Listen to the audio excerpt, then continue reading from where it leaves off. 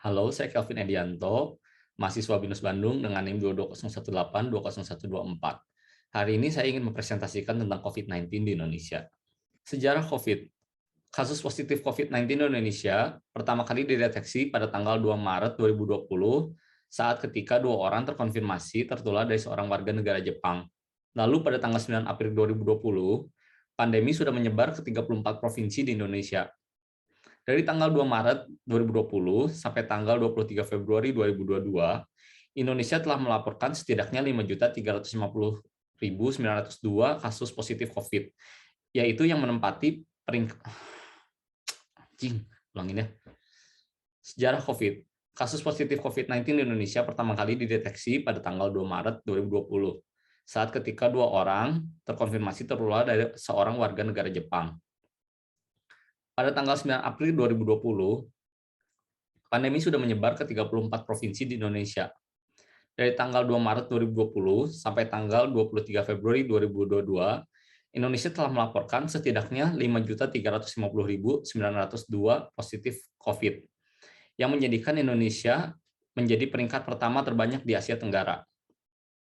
Angka kematian yang disebabkan oleh COVID-19 di Indonesia menempati peringkat ketiga terbanyak di Asia, dengan 147.025 kematian. Namun, angka kematian diperkirakan jauh lebih tinggi dari data yang dilaporkan, lantaran tidak dihitungnya kasus kematian dengan gejala COVID-19 akut yang belum dikonfirmasi atau dites. Masuknya Omikron dan penjelasannya. Virus COVID-19 varian Omikron masuk ke Indonesia pada tanggal 27 November 2021 dengan kasus pertama diduga berasal dari warga negara Indonesia yang tiba dari Nigeria. Virus COVID-19 varian Omikron ini memiliki penyebaran yang paling cepat di antara varian lainnya, karena varian Omikron ini lebih banyak bermutasi yang membuat penyebarannya bisa semakin cepat. Varian ini lebih berbahaya karena gejalanya sama seperti kita terkena flu biasa, yaitu demam, batuk, pilek, sakit tenggorokan, dan sakit badan. Tidak seperti varian yang lainnya, yang dapat diketahui gejalanya dengan tidak merasakan rasa makanan dan tidak bisa mencium bau apapun.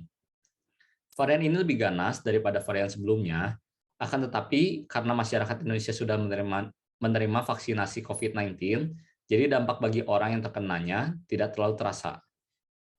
Berikut adalah upaya dan langkah yang telah diambil oleh pemerintah, yaitu satu, menetapkan peraturan PSBB pada tahun 2020, yang kedua yaitu menyediakan vaksin yang sudah diuji langsung oleh Bapak Presiden Joko Widodo pada tanggal 13 Januari 2021. Yang ketiga yaitu menerapkan kembali PSBB yang namanya diganti menjadi PPKM.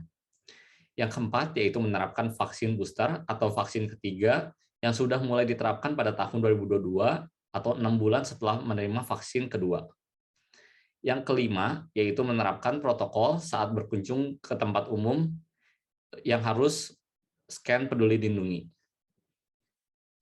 Berikut adalah upaya yang dapat dilakukan oleh tiap pribadi, yaitu kita harus memakai masker kemanapun kita berkunjung, dan lebih baik jika di rumah juga tetap menggunakan masker jika ada orang yang baru pulang dari luar.